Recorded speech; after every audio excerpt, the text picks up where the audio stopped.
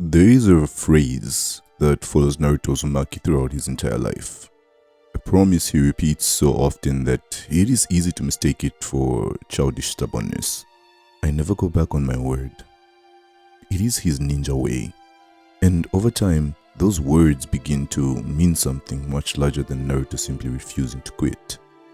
Because Naruto is not the only person in this story who suffered. He is not the only person who lost someone. He is not even the only person who once believed that the world could become something better. What separates Naruto from so many of the people he meets is not that his pain is greater than theirs. It is that he refuses to allow his pain to decide what kind of person he will become. And strangely enough, one of the earliest characters to understand the importance of that choice was not Jiraiya. It was not Minato. It was not even Hashirama. It wasn't even Naruto himself. It was Hanzo of the Salamander, a man who understood the value of conviction long before Naruto was born, and then lost it. When we first hear the name Hanzo, he feels more like a legend than a character. He is the man who stood alone against Jiraiya, Tsunade, and Orochimaru during the Second Great Ninja War. The man who defeated an entire squad of Leaf Shinobi and looked at the only 3 survivors standing before him. He could have killed them. Instead, he allowed them to live. And in recognition of their strength, he gave them a title that would follow them for the rest of their lives. The legendary Sannin. That title becomes so closely attached to Jiraiya, Tsunade, and Orochimaru that it is easy to forget where it came from. Before Jiraiya became the third sage who trained Naruto, he was one of the 3 young shinobi standing in the rain, completely exhausted, spared by an enemy who had every reason to finish the job. The legend of the Sannin begins with Hanzo, but the strange thing about Hanzo is that his respect for the 3 of them was not merely respect for strength, because strength alone was never what impressed him most. Hanzo respected the people who continued standing when common sense told them to fall. Years before his confrontation with the Sannin, he fought Mifune. Mifune's fellow samurai recognized Hanzo and retreated. Mifune remained. He fought a battle he was almost certainly going to lose against a man whose poison could slowly paralyze and kill him. Hanzo defeated him, but he did not kill him. Instead, he gave Mifune an antidote, not because Mifune had won, not because Mifune had proven himself stronger, but because Mifune had demonstrated something Hanzo considered more important than victory: conviction. Hanzo tells him that a person's life does not truly end when they die. It ends when they lose their faith. And that single idea quietly contains the entire moral foundation of Naruto. Because the series is filled with people who continue breathing long after something inside them has died. Orochimaru is obsessed with living forever. He searches for immortality because death terrifies him. But the irony is that Orochimaru loses himself long before his body begins to decay. He abandons his village. He experiments on innocent people. He treats the lives of others as tools in his pursuit of knowledge. He continues living, but he no longer has anything worth living for. Tsunade loses Dan and Nawaki. Her dream of becoming Hokage disappears beneath years of grief. She is alive, but she is no longer moving forward. Even Jiraiya begins to define himself by his failures. He failed to save Orochimaru. He failed to protect his students in the Rain Village. He failed to find the person who could bring peace to the shinobi world. But Jiraiya continues walking anyway, not because he believes his life has gone perfectly, but because he refuses to let an unfinished story become a meaningless one. And then there is Nagato, a child who once wanted peace, a child who learned from Jiraiya, a child who believed that even a country as broken as the Hidden Rain could become something better. But after Yahiko's death, Nagato does not simply lose a friend. He loses faith in the possibility of achieving peace without, forcing the world to suffer. He becomes pain, and that name is so important. Because Nagato begins to believe that pain is the only language human beings truly understand. He no longer wants to convince the world to change. He wants to traumatize it into obedience. He still calls it peace, but it is no longer the peace Yahiko believed in. It is the peace of the person who has given up on people. And this is where Hanzo becomes more important than he initially appears. Because Hanzo is not simply one of the men responsible for Yahiko's death. He is a warning. He is a vision of what happens when someone begins with conviction and slowly allows fear to replace it. There was a time when Hanzo respected Yahiko's organization. The original Katsuki was not yet a gathering of missing nin hunting-tailed beasts. It was a movement created by young people from a forgotten country. They had watched larger nations turn their home into a battlefield. They had seen ordinary people suffer for wars they never asked for. And they wanted something better. Hanzo could have recognized himself in them. At one point, he probably did. But Danzo convinced him that Yahiko's growing influence threatened his position. And when Hanzo was forced to choose between the ideals he once respected and the power he had accumulated, he chose power. He captured Konan, he forced Yahiko into an impossible decision, and Yahiko took his own life to protect the people he loved. Nagato responded with rage. The dream died in the rain. And the man who once respected conviction became the person responsible for destroying it in someone else. That is the tragedy of Hanzo. He did not lose because someone became stronger than him. He lost because fear made him betray the principles that once made him worthy of respect. His body continued living, but by his own definition, Hanzo of the Salamander was already dead. One of the most interesting things about Naruto is that villains are rarely evil because they lack ideals. Most of them are people whose ideals collapsed under the weight of reality. Obito wanted to become Hokage. Nagato wanted peace. Madara wanted an end to conflict. Sasuke wanted justice. Even Gaara, in his own broken way, wanted proof that his existence mattered. Their beliefs did not disappear. They became distorted. The desire to protect people became the desire to control them. The desire for justice became revenge. The desire for peace became domination. The desire to escape pain became the desire to escape reality itself. And Hanzo is one of the earliest examples of that transformation. He is what Naruto could have become. Not because Naruto wanted political power, but because Naruto also had countless reasons to surrender his faith in other people. Naruto grew up in a village that treated him like a disease. Adults avoided him. Children absorbed the hatred of their parents without fully understanding it. He did not know why people looked at him with disgust. He only knew that they did. Naruto could have responded by deciding that people were cruel and therefore undeserving of compassion. He could have decided that love was conditional and therefore meaningless. And to be truthful, many of us would. He could have decided that the only way to earn respect was to force the village to acknowledge him. At first, some of that anger is present. He wants attention. He wants recognition. He causes trouble because even negative attention is better than being invisible. But Naruto's growth is not simply about becoming stronger. It is about learning that acknowledgement taken by force is not the same thing as connection. That distinction becomes the foundation of his ninja way. Never giving up does not simply mean refusing to lose a fight. It means refusing to surrender your humanity when the world gives you every excuse to do so. That is why the confrontation between Naruto and Nagato matters so much. By the time Naruto stands before Nagato, he has every reason to kill him. Pain destroyed the Leaf Village. He killed Jiraiya. He killed Kakashi. He hurt Hinata in front of Naruto and pushed him dangerously close to losing control of the Nine Tails.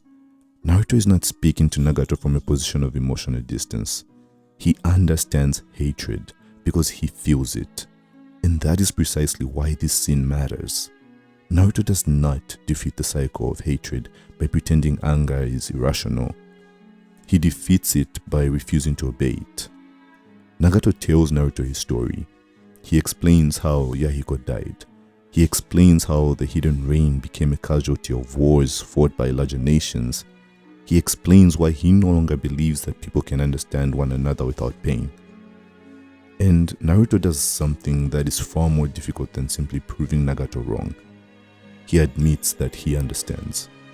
Naruto does not have a perfect answer. He does not present a detailed political plan for ending war. He does not claim that forgiveness is easy. He simply chooses not to kill Nagato. He makes a decision before he has a solution. He chooses to believe that Jiraiya's dream is still worth pursuing, even when he cannot yet explain how that dream will become reality.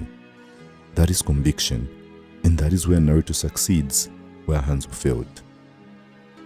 Hanzo once understood that conviction was more important than survival, but when he became afraid of losing his position, he abandoned the very belief he admired in others. Naruto does the opposite. Naruto repeatedly risks his safety, his reputation, and sometimes even his life to protect the principles he refuses to abandon. When the village tells him Sasuke has become a criminal, Naruto refuses to reduce his friend to his worst decisions. When Raikage A demands that Sasuke be killed, Naruto does not pretend Sasuke is innocent. He understands why people want revenge, but he also understands that another death will not heal anyone. When Obito claims that the world is hell, Naruto does not reject him as a monster. He sees the boy who wanted to become Hokage.